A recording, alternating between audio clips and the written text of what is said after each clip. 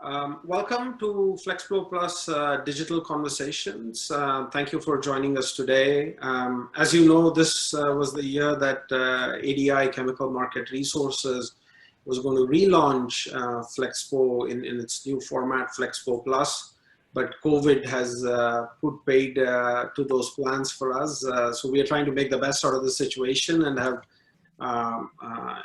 gone and requested all the speakers who had agreed to speak at FlexPO Plus to see if they'd be open to do a digital conversation with us. So we are here today for one of those digital conversations. We're going to talk about technology and innovation here today, and I have two very interesting speakers with very different viewpoints and perspectives around innovation here today. We have Nancy Herrington here today from Nitco. Nitco is a leader in digital automation, robotic process automation, and digital tools such as data analytics, machine learning, artificial intelligence. They have applied a lot of these tools in a lot of industry segments, in addition to oil and gas and chemicals, and we'll talk a little bit about what's happening in that area here today. And looking forward to listening and hearing to Nancy's perspectives there. And then we have Moji Karimi. He's an entrepreneur taking a very difficult path, trying to commercialize a very interesting technology that's supportive of the broader energy transition dynamics that we are seeing in the market today. So I'm excited. Thank you to both of you for joining us for these conversations today.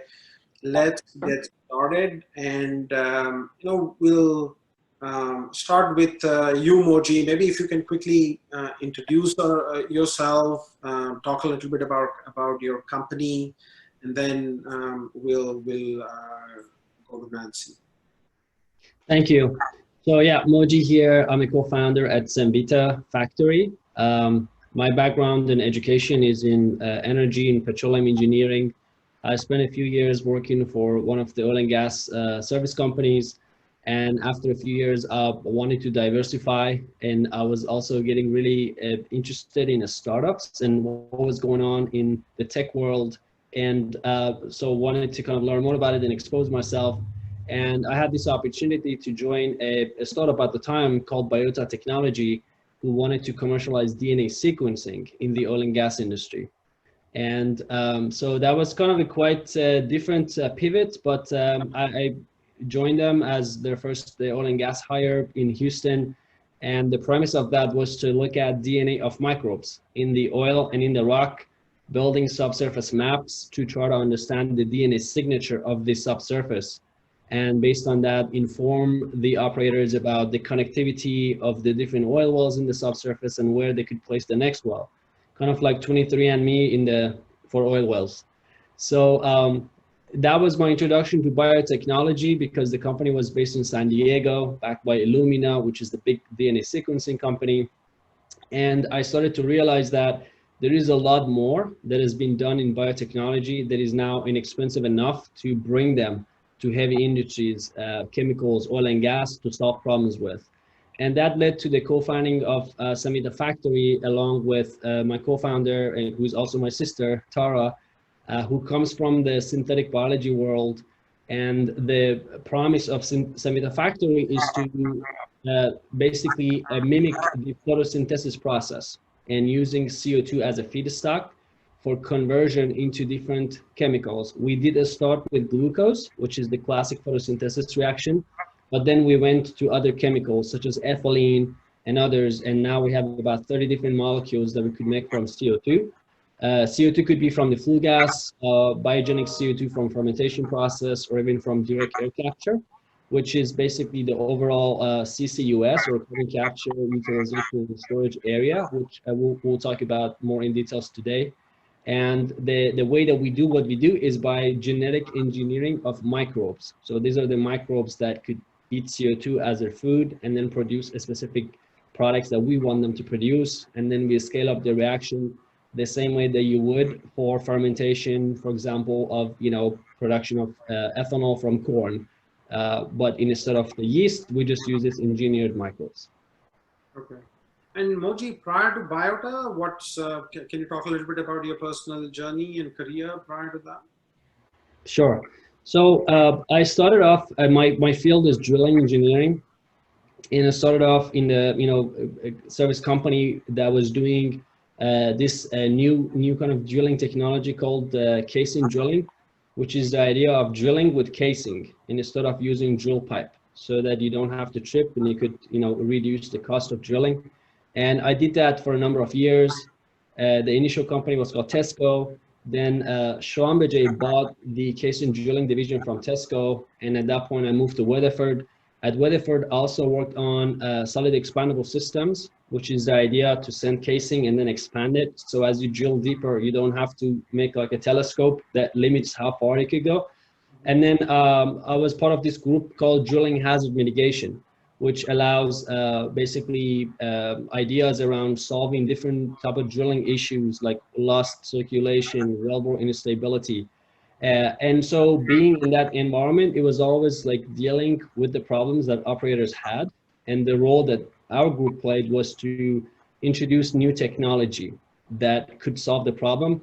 And that became kind of the genesis of, doing it in a scale that I realized this is just like a startup, because when you're out there, also you have new technology, you have to do the same sales process, know how to define pilot projects, get people to give you a chance. And then when I left eventually, and with Biota, that was a good exercise. And then finally doing it at Cemvita. But it all started from that the work that I was doing at Weatherford and commercializing new drilling technology for operators, and the sales process that goes into that. Of course, the difference is when you're in a big company, you have the logo behind you. So if you're talking with a big company, then just by the merit of working for that company, they at least listen to you. And then as you go to smaller companies, you don't have that anymore. So you really have to like try 10 times harder to get something started. And in our industry, this heavy industry, it's not easy to trust a small company with the security, with all the things that could go wrong. But then again, that's where the opportunity is for bringing new ideas. And I think the industry has gone through the kind of this transition to where they're now a lot more open to new ideas, and have started a lot of like internal groups, VCs, innovation groups, collaborating internally, externally. So I think overall, it's a great time for startups and entrepreneurs to be active and as part of the energy transition that is coming up. Excellent, Moji. Thank you. I have lots of questions on your startup and your technology, so we'll come back to that here in a second. Nancy, could you please introduce yourselves, talk to us a little bit about who Nitco is, and also about your personal career journey so far? Sure, I'm Nancy Herrington. I'm Managing Director for Nitco, and we are a technology services company, and we specialize in digital automation, but we also have skill sets across the United States and internationally in artificial intelligence, machine learning, natural language processing, data analytics, cloud platforms. I mean, that's how the company began, was actually staff augmentation, and we've grown further, and then we've learned from the market to be able to specialize in the digital automation using all the different technologies that are out there. We are based in the Houston area, but we have offices in Ohio, Malaysia, and India. So a little bit about me. My background, my first career actually was in law enforcement.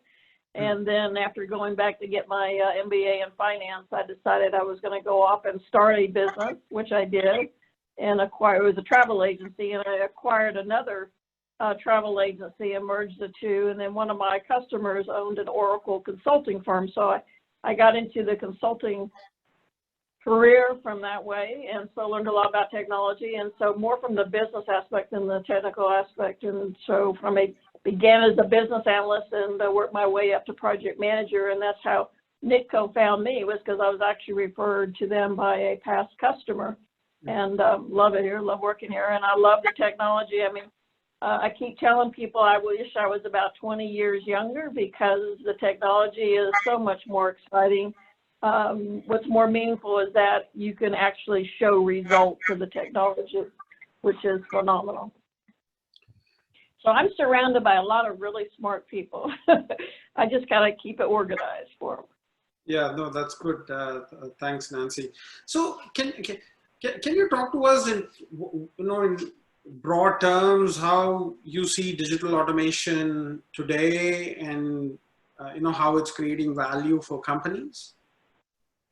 Absolutely. Well, most folks will start with like robotic process automation just to optimize their existing business processes, and that goes across any industry. It doesn't matter what size they are, and it's very accessible. Actually, RPA has been around for a number of years. It's just having a renaissance and getting people's attention and becoming more sophisticated. And so it's really an entry point for a lot of companies when they're trying to use digital technology, and then they expand in doing the other things. So right now we're kicking off a project where we're doing IPA, it's intelligent process automation, combining a chatbot with, because it's an international company in different languages, we're using a chatbot, and it's a logistics company. They have to use they have to enter a U.S. government form within 24 hours, and if they don't enter that form, then they get penalized, several $1,000s. And so it was a simple solution to a problem that they were having, and we can have that turned around quite quickly for them.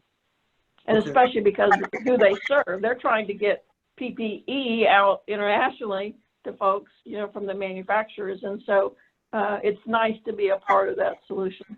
Yeah, no, sure. Makes sense. Immediate impact in, addressing some of the biggest challenges that the world faces now today. Absolutely.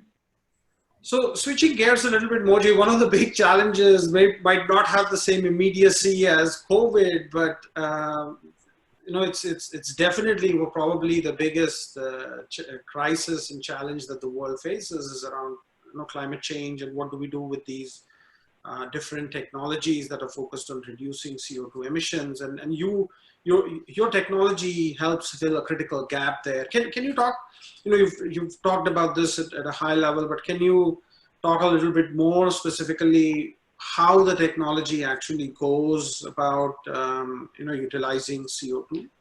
Thanks for asking the question. Of course, the debate for climate change is settled, and now we're in the zone that we have to kind of think about what do we do about it. And as anyone could see now, there's immense amount of pressure on energy companies, both upstream, downstream, to reduce their carbon footprint. And there is so much you could do with only reducing your emissions. We now also know, based on the IPCC report, the Paris Accord, that in all the scenarios, reducing emissions by itself is not enough. We also need to invest in deploying carbon negative technology. So what does that mean? That means designing a process that uses more, CO2 equivalent in the process than it's produced. So therefore, we have to think of ways that we could use CO2 as a feedstock, as a valuable feedstock, as opposed to a waste stream. And the same could be done with methane, but let's focus on CO2 for a minute.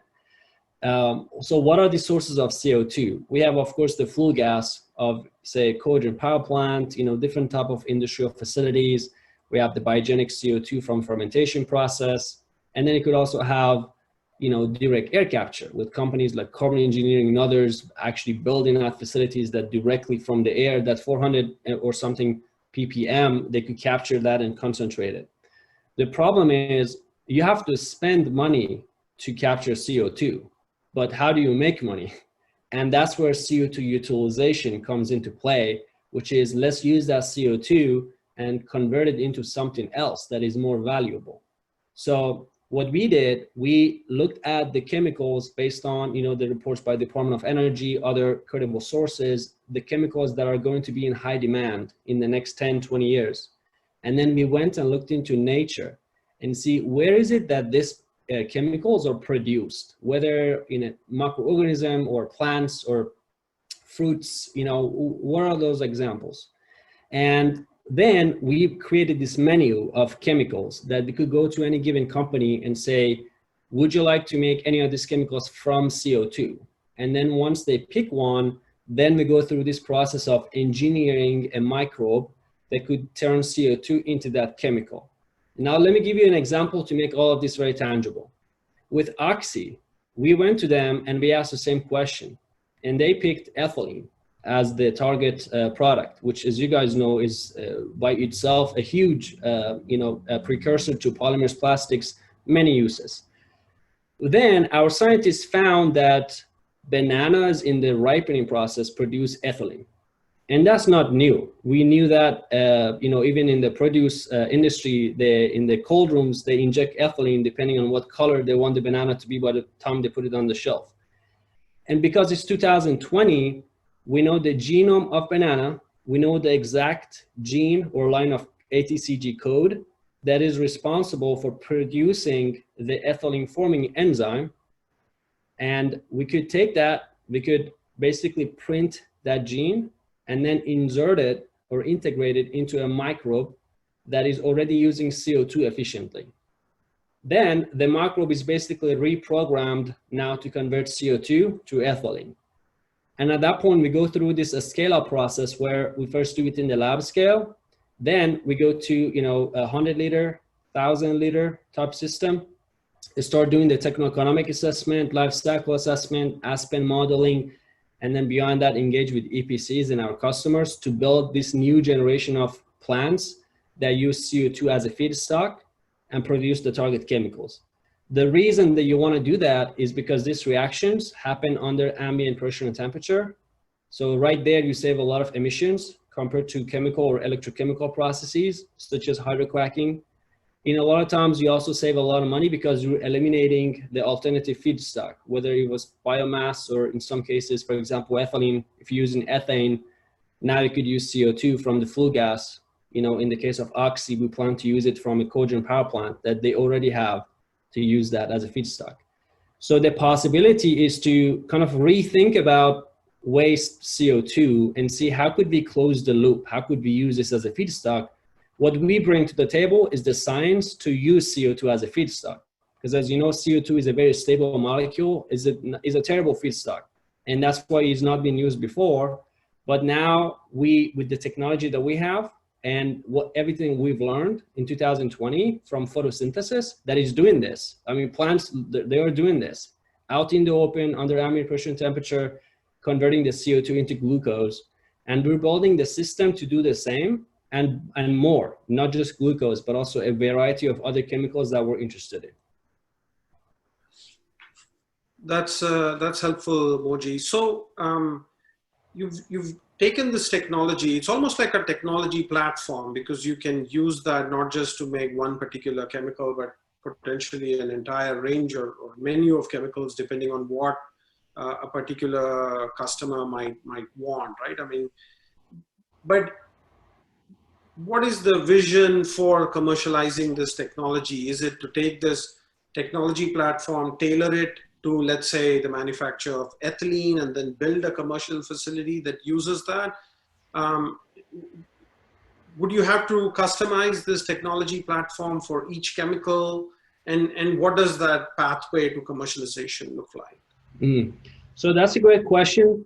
The good news is there is a lot of legacy around this actually, but it was not exposed to, energy and chemical industry because this all came from pharmaceutics. That's where this is started, like very specialty molecules, very high price, very small volume, where it makes sense to do this, right? For example, we used to make insulin from the pancreas of pigs.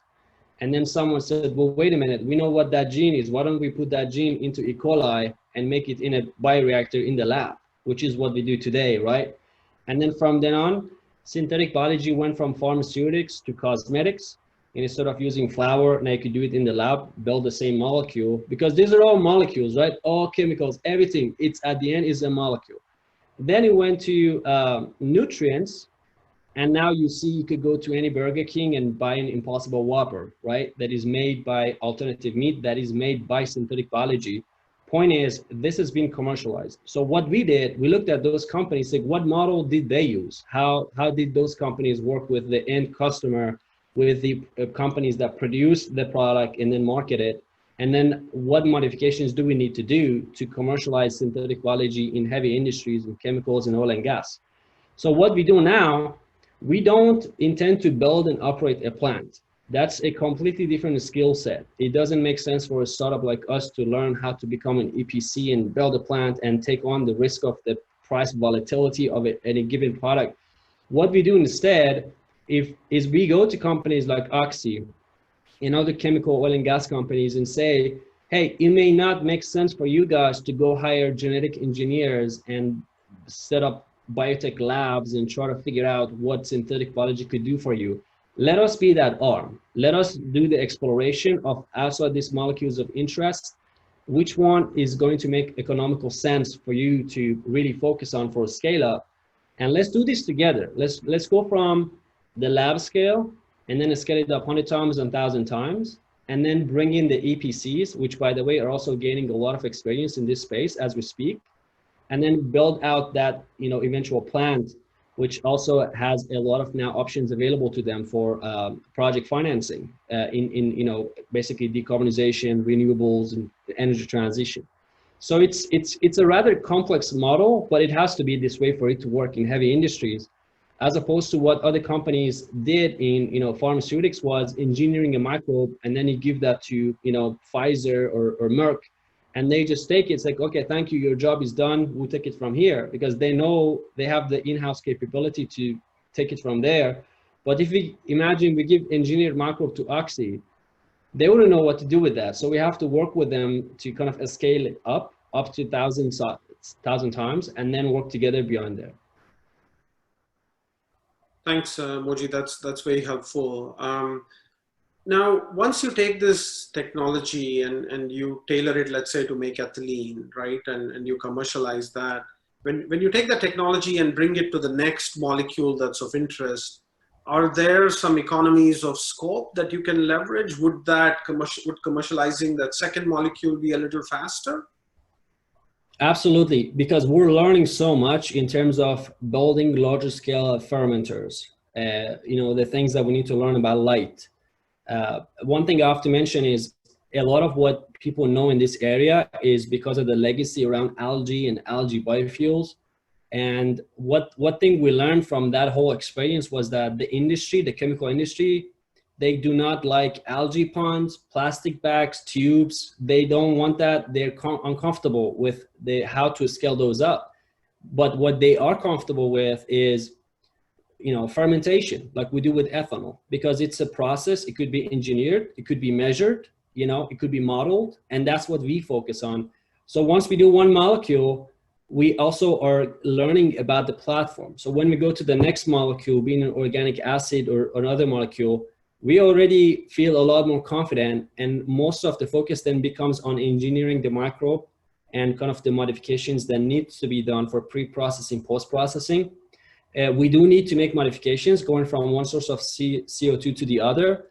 But one thing that's amazing about these microbes is that they are pretty flexible. And so they kind of adapt, as opposed to if you have a catalyst, as you know, they're very sensitive to impurities and they could create a lot of co-products that unintended, and then you have to deal with that. And that's more time and money, right?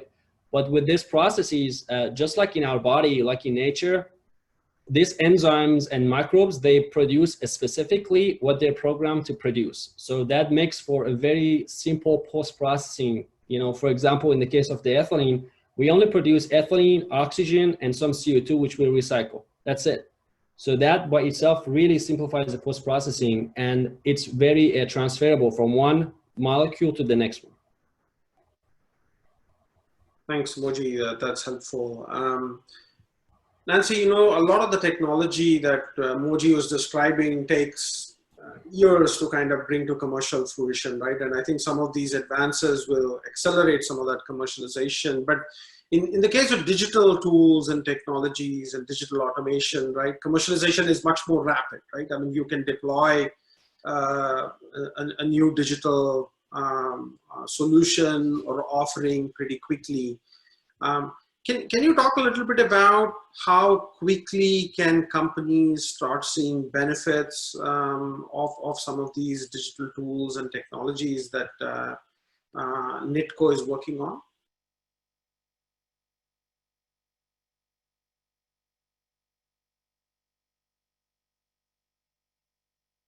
There you go. Yeah, I was on mute there. It's okay.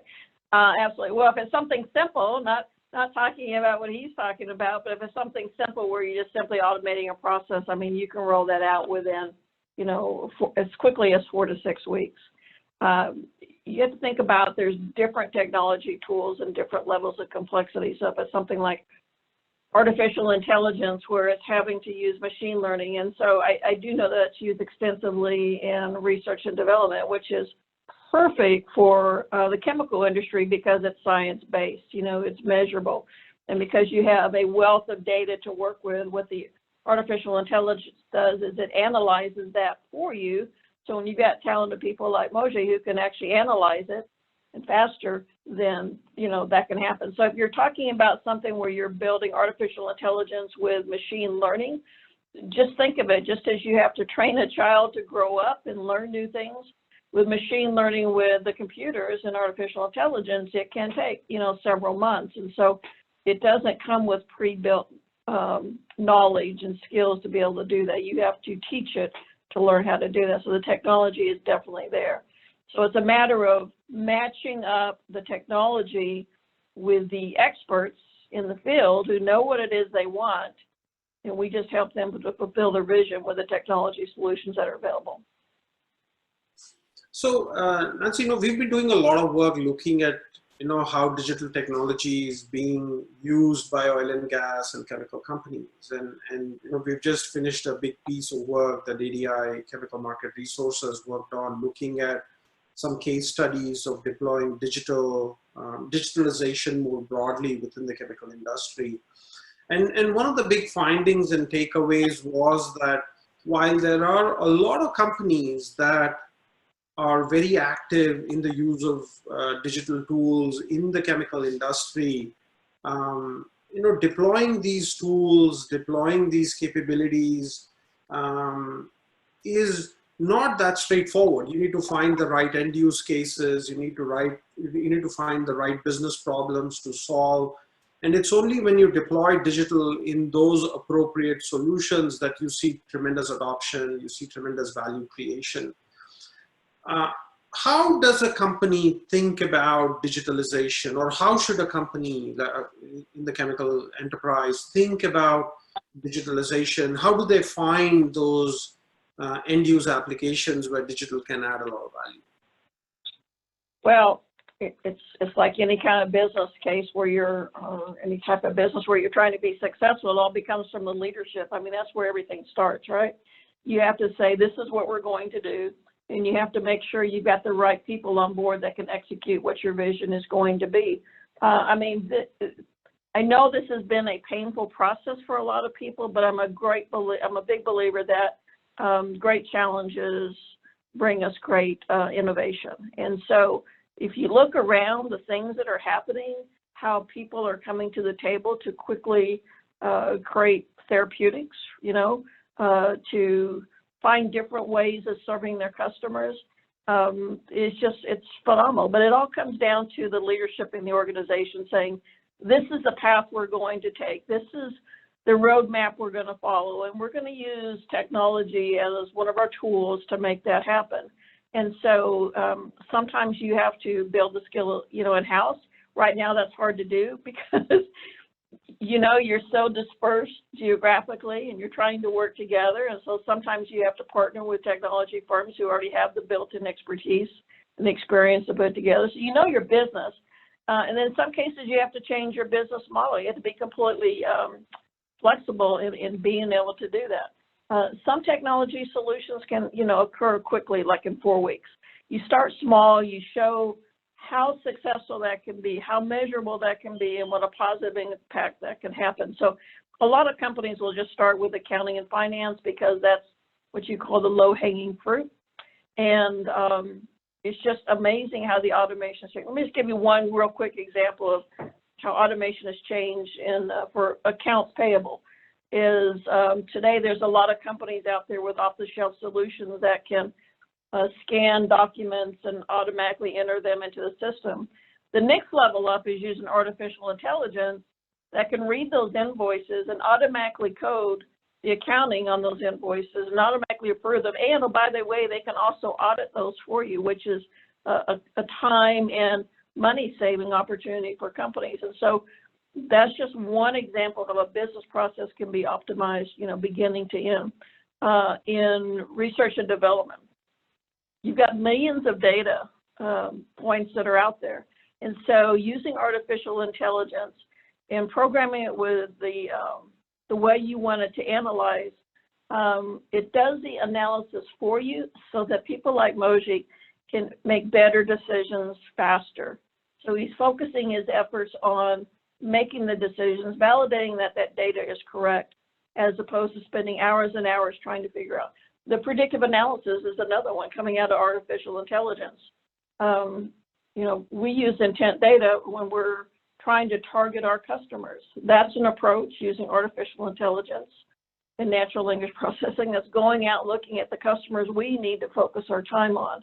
And a lot of companies are realizing that. Again, that's pretty new technology. That's only been around for about 3 years. So we are a user of the technology that's out there. We're constantly evaluating solutions, the best solution for our customers. And so there's a lot of different opportunities to do that. But my belief is it always comes back to the leadership and the direction that they're going to go and say, you know what, this is how we're going to do it. This is the governance model that we're going to follow. And then once you have that leadership, that's the starting point for any type of success. Thanks, Nancy. That's helpful. In terms of the maturity of digital technology itself, right? I mean, it's evolving at an incredibly fast pace, right? Because as you're deploying some of these digital tools and technologies, you're learning, and the industry has become very agile in terms of how they take those feedback and learnings and kind of keep improve the offerings, right? When you look at companies that are further along in their digitalization journeys, whether it is, you know, oil and gas, chemicals, or even more broadly, right, in other market segments, what are they thinking about today? What are some of the most sophisticated players that have used a lot of digitalization? What is the next frontier for them? If you're talking about high-end level, I would say it is data analytics, and it's using artificial intelligence. I mean, I actually read recently that artificial intelligence was faster at diagnosing cancer than doctors when they put them side by side. The tool itself doesn't make it better than the doctors because you still need the human intervention to validate that information is correct. There was actually a solution in Canada that diagnosed the trend or found the trend for COVID-19 faster than the health experts that were out there, you know, looking at, you know, problems that are out there. And so that's pretty encouraging when you see that that kind of technology is actually saving lives.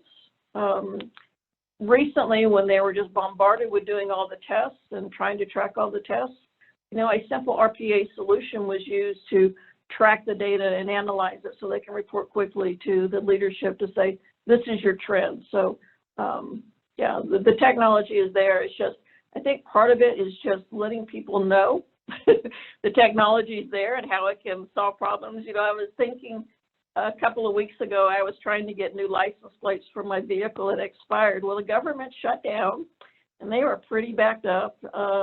And so it took me several weeks just to get time with them. And I'm thinking everything they're doing manually can be automated.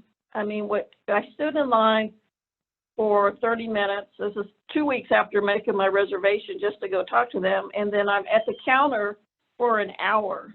And what she did could have been scanned literally in minutes and entered and approved electronically. So what's happening in that just simple example as I'm seeing around me is that the state is losing revenue because they're not collecting the taxes on the property that they're trying to register.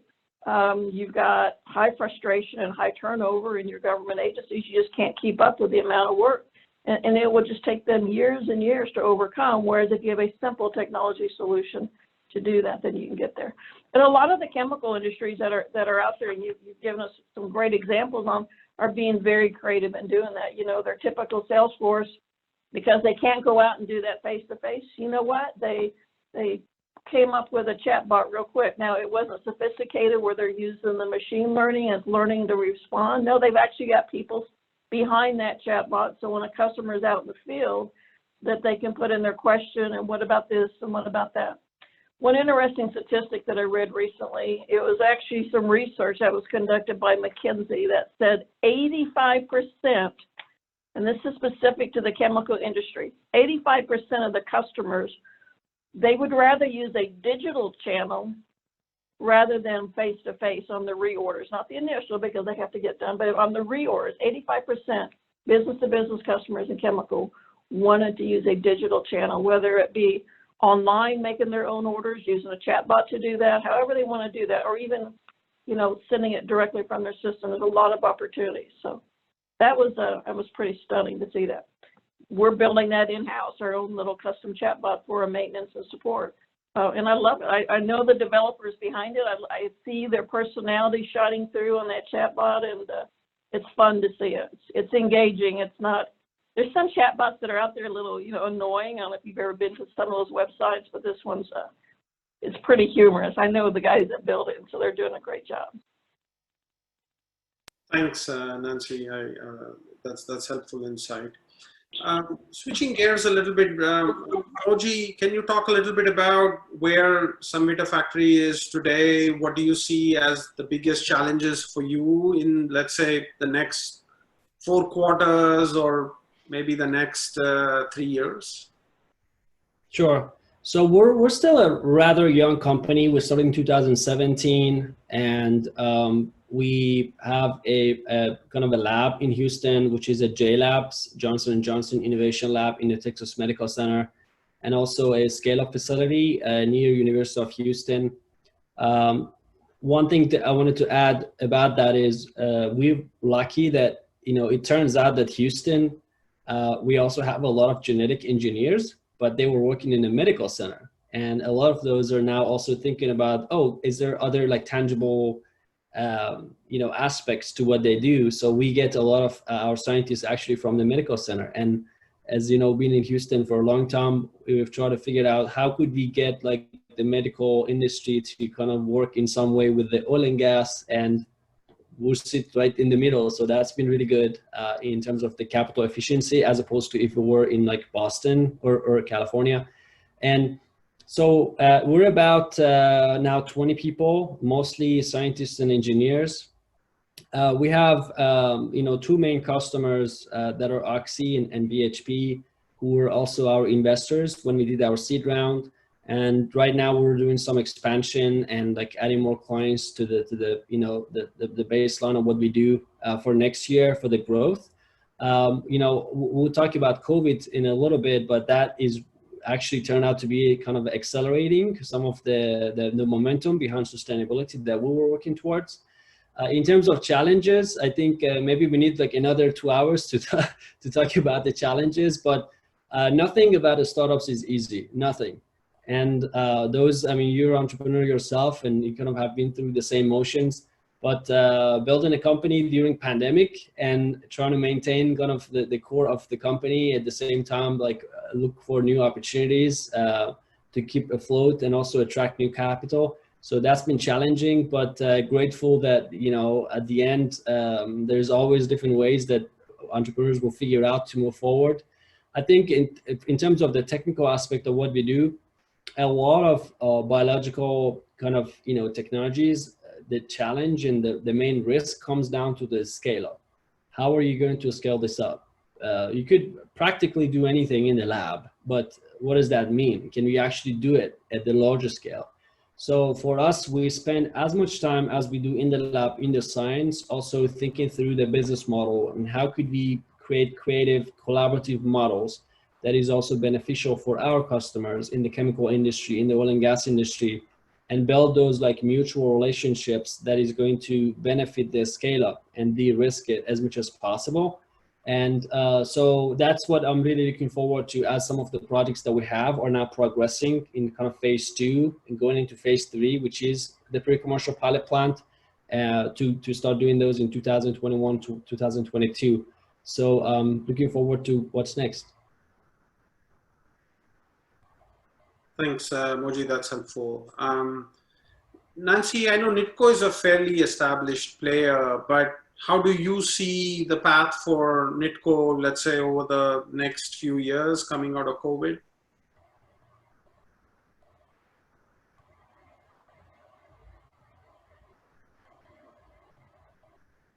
It had slowed down quite a bit when COVID hit, and so we had several things in our pipeline that came to a halt. And because people had to adjust to their new normal, and they had not only the burden of how they're going to do their job differently, but now having to care for their kids at home and help them through schooling. So that it slowed a lot of decisions. But what I'm seeing right now is a turn in the right direction. For one thing, I think leadership has stood up and said, okay, we can't keep doing things the way we were. And actually, this provides a great opportunity. So they may have been thinking about doing some digital automation in the past and put it on the side table because it is a change from what they're normally doing, but they know they have to do something. And so this provides an opportunity in the new normal that they can adjust. So for us, things are positive. I mean, we were kicking off several projects all at once, and so it's kind of like the door opened. And so we're excited about that, but we're trying to be very focused on what we do and who we serve and how we can make those customers be successful, because we know that we can't be all things to all people. And so the messaging is important to us in getting it out. I would love the opportunity to work with Moji and his talent and the people there. I mean, he's got the, you know, he knows the business. And so you're talking about using artificial intelligence for predictive analysis and analyzing a wealth of data.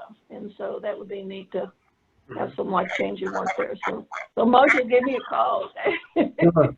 Actually, so I mean, even for what we do, the bioinformatic aspect of what we do is basically just like checking out these massive databases of genetics and see what is the most optimized and energy efficient pathway from, you know, CO2 to a given molecule. And there's a lot of innovation in that space by itself, and applying those tools that have already been built for AI to this application. So absolutely.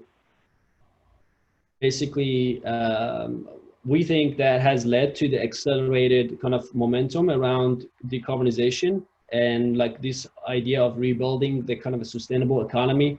And as you know, we've seen the pictures of India and LA, and now you could see the skyline. And I think people have gotten a taste of what kind of a cleaner air, a cleaner kind of less emissions look like. So I think that's gonna set the baseline from here on, and which is consumers are just going to ask for more sustainable, you know, products and kind of keep companies accountable. And then the second element that we've seen that is interesting is COVID. It kind of exposed this really complex and sometimes delicate supply chain that we've built for like getting feedstocks from places and like moving things freely around. And when that is shut down, it could cause to a lot of disruption, which we saw. I think overall, it was phenomenal that how everything kind of bounced back, but still that led to some discussions around trying to either locally kind of manufacture some of the feedstocks, in some cases, as it relates to us, for creating closed loop systems that could use what you already have there as the feedstock, such as CO2 from the flue gas. And I think that has also led to kind of more momentum around closed loop systems and carbon capture, utilization, and storage, which is interesting to see how all of that kind of stabilizes in the next few years. But I think overall, COVID, I think had like a net positive, at least for the sustainability angle that we have. And Nancy, that also applies to the digital automation space, right? I mean, I keep hearing that there couldn't have been a better catalyst for the acceleration of a lot of digital tools, right? Because you're constrained, you don't really have the ability to go out a lot. I've heard that that has been very supportive of the digitalization initiatives around the world. Absolutely, it's been really helpful. So people they were kind of scrambling, what are we going to do next? First, they thought it was only going to last, you know, 6-8 weeks. I was the same boat. You know, I had to move a family member from one state to another, thinking, okay, this is only going to last a few weeks. This is going to last a long time. This is the new normal. We have to adjust. And so it opens up opportunities for us and how we take care of customers and how we help solve their problems. Excellent. That's a good thing for us. Yeah. Excellent. That's an optimistic note to kind of end our conversation here today. I appreciate both of you making time and joining us at this digital conversation within the FlexPO Plus banner. I look forward to staying in touch. Good luck to both of you with your companies, and thank you again for joining us here today.